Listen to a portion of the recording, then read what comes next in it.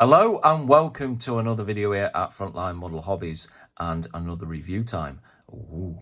And in this case we've got FineMolds 1/35th scale, the Type 97 Chi-Ha, which is the improved hull with the 57mm cannon.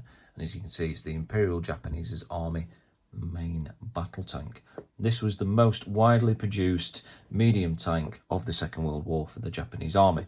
So if you want to build something that was quite numerous and it probably was in nearly every battle that the Japanese army served in, then this is the tank really that what you've got to go for.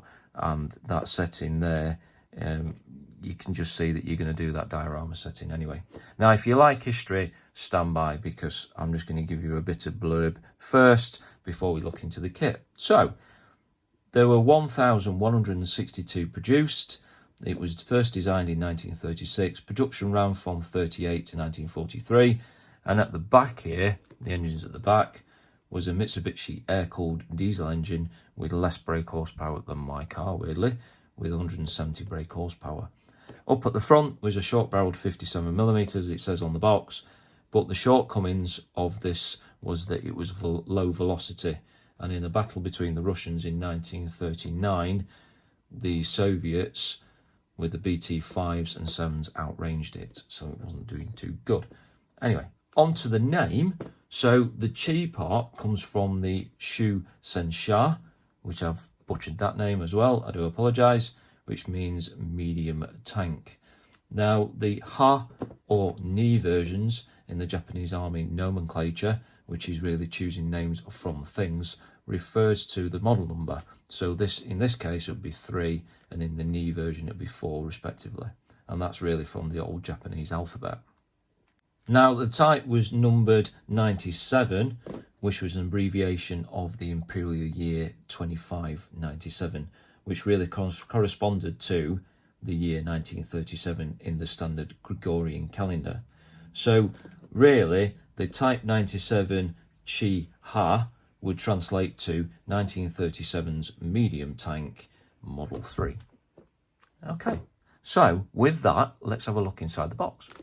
Okay, so I don't think this lid's going to put up a fight. And then straight in the box, as you can see, you've got your wheels and everything in one bag. On the opposite side, you've got link and length tracks. If you don't like doing track, this is the kit for you, pretty much. You've got another bag full of stuff for the upper hull and everything. And then also what you've got is your decals and some photo etched. You've got your lower hull, which is very nice. And then you've got your instructions, which you've got your track one. And then you've got your main instructions, which is all in Japanese, which is scary. But bear with me 2 seconds and I'll show you the instructions.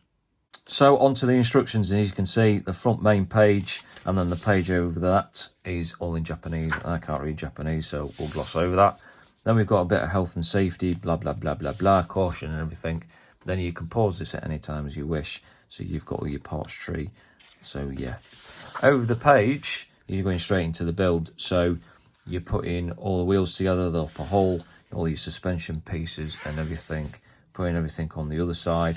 Now, Lenny at RTB Models told me a good trick. Don't glue all the wheels on. I'll explain why in a second, but you're doing all them.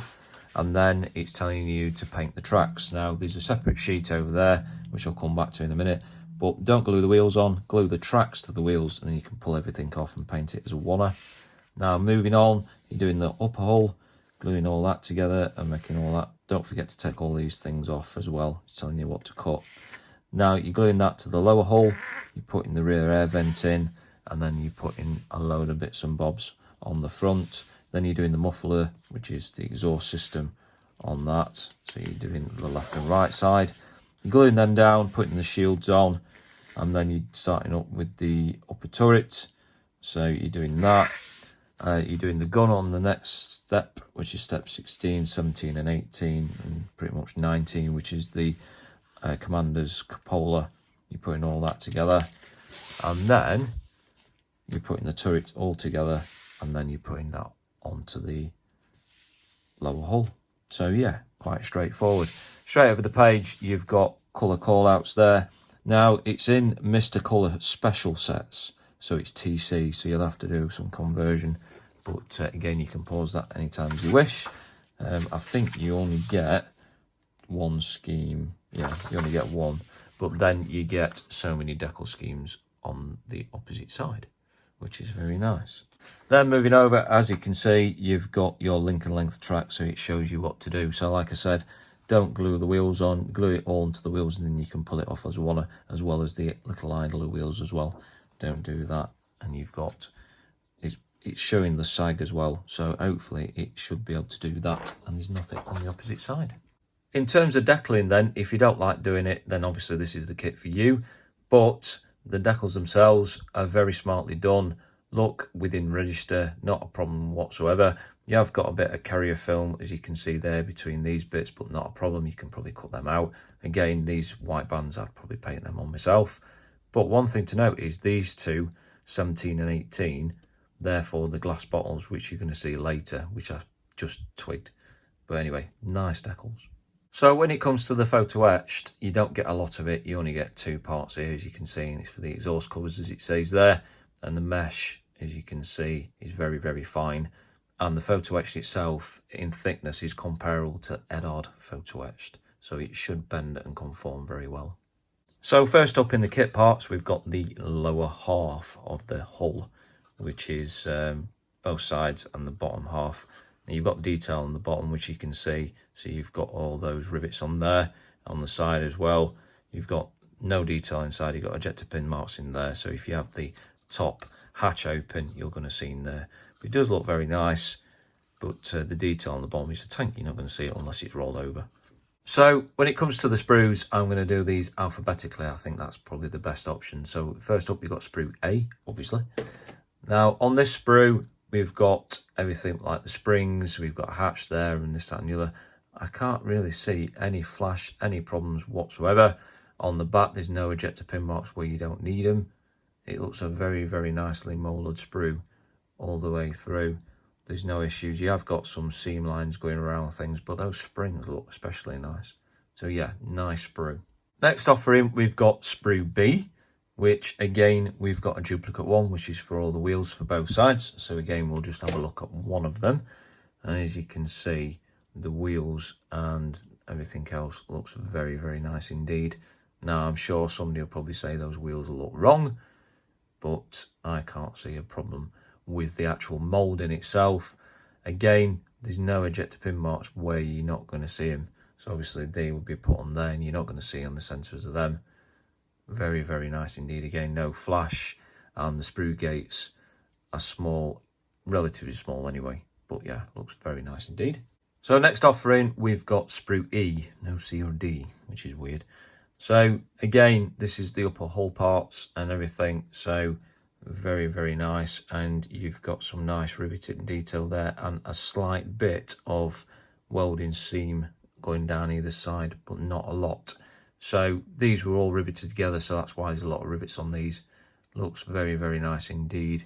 Might be too overdone or too little overdone. I'm not quite sure. I'm not genned up on these. But again, it looks very, very nice indeed. Slight bit of flash on there. That's the only thing that I've seen. Now, the largest sprue in this kit is sprue F, as you can see. And it's got the upper hull part. As you can see there, some nice louvers on there. These are the two parts that you need to remove, so don't forget that. Very nicely done indeed. Going all the way through, all these parts are very, very nicely done. One thing to note is the radiator there looks perfect. You've got a bit of wiring on there, so you'll be able to see that. And the louvers for the back of the engine deck, again, looks very nice. I would replace that tow rope, I think, but it doesn't look too bad out of the box. You've got a bit of flash, but yeah, I'd probably replace that with some steel cable. And the tools look very good as well. So the spade and the pick, yeah, very, very nicely done. On the back side, obviously, you're not going to see most of this. But again, the ejector pin marks are all out of the way.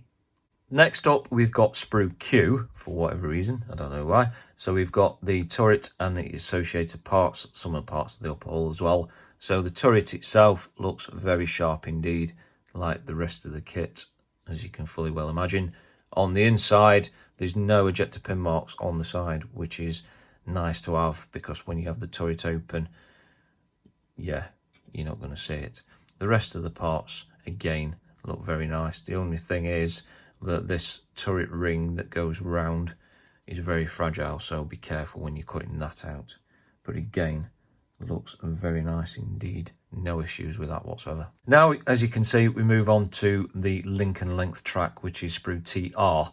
Now, it's in black. It's probably easier for painting. I don't know why. But either way, you can see that you've got the main parts of it. You've got the sag on the track there, which is very, very nice. You don't need to try and sag it. It's already there. Also, if I pick this part here, there's no flash, no problems with that whatsoever. And on the back side, there's no ejector pin marks. Those tracks look very, very nice. Not an issue with them whatsoever at all. The last sprue is Sprue H, as you can see, and you've got all the commanders, visors and everything for the turret and a few other bits and bobs. What also you do get is a very, very nice inclusion is these 2 wine bottles there. So, or whatever bottles there would be, water, wine, whatever. I don't think it'd be wine, but yeah, that is really, really nice touch.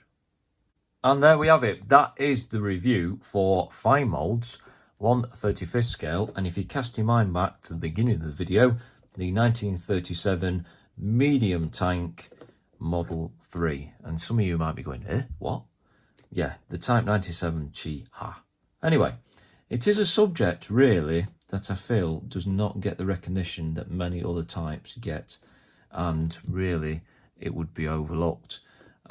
I did not know much about Japanese armour or the kits associated with them, but I do feel that I need to go back to my supplier and go and get another one of these so that I can build it.